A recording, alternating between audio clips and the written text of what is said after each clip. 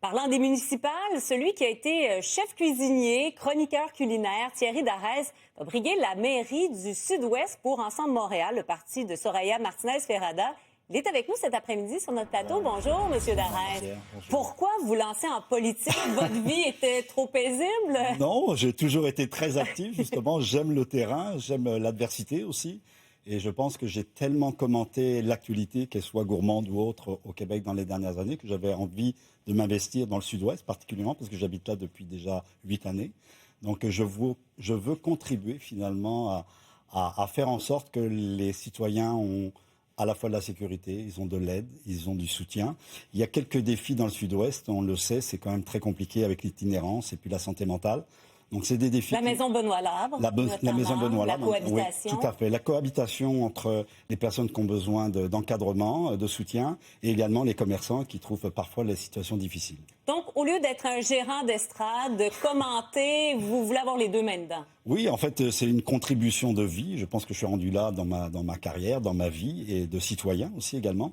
Et oui, je suis rendu à un stade où justement je peux apporter au moins une écoute supplémentaire et de trouver des solutions collectivement, parce que je pense que c'est ça qu'il faut faire, écouter les gens et agir. C'est notre slogan, mais je suis complètement adhérent à cette cause-là. Qu'est-ce qui ne fonctionne pas, selon vous, à Montréal, dans le Sud-Ouest, mais à Montréal peut-être plus généralement? En fait, que le terrain nous parle justement de gens qui ne sont pas écoutés, pas entendus. C'est des revendications ou des commentaires qui font en sorte que les gens ont besoin d'être écoutés pour être compris, pour que justement l'administration puisse agir. Je pense que c'est certainement le manque d'écoute qui a été un moment déclencheur et qui fait en sorte que ça exaspère finalement la population. Les commerçants se plaignent, les chantiers sont nombreux. Notre collègue Yves Poirier pourrait être là à parler d'un chantier fantôme à tous les jours ou à peu près. Ça fait partie de vos préoccupations aussi? Tout à fait. Je constatais encore quelques jours au marché Atwater, qui est dans mon secteur, où justement il y avait des travaux qui avaient été faits et personne n'était au courant qu'on allait enlever 8 à 10 places de stationnement juste sur la rue parallèle du marché Atwater. Donc c'est ça, les gens découvrent ce qui se passe au quotidien sans avoir été informés, sans information. Et moi, en tout cas, comme maire, si j'ai la chance d'être élu, ça serait effectivement de donner la parole aux gens qui habitent, et aussi pas que les gens qui habitent, hein, parce que moi je suis aussi très sensible justement aux commerçants, il y a des qui viennent de l'extérieur, donc de les écouter, de les entendre, et puis pour ceux qui ont des difficultés, de mieux les encadrer pour que ça soit une cohabitation plus souple. Le Sud-Ouest s'était représenté par Projet Montréal avec M. Benoît Doré. Il ne se représente pas. C'est Véronique Fournier maintenant de ce parti qui sera votre adversaire. Qu'est-ce que vous feriez mieux qu'elle? Déjà, écouter les gens, je pense que c'est la priorité. Mais Projet Montréal n'écoute pas les gens? C'est ce que les gens nous disent sur le terrain. Donc je pense que le fait de faire des choses sans en informer la population devient un irritant du quotidien. Hein. C'est pas juste ce qui s'est passé dernièrement avec les travaux, mais on parle de chantier fantôme. C'est toujours la même chose. La continuité et la durée d'un chantier, alors qu'il soit occupé par des gens qui s'occupent de la voirie ou pas, fait en sorte que les gens trouvent ça trop long, trop ardu. Et il y a des commerçants directement qui subissent les contre-coups de travaux sans avoir été avisés et surtout sans solution de rechange ou d'accompagnement. On sait qu'il y a une aide qui est donnée sur 5 mois.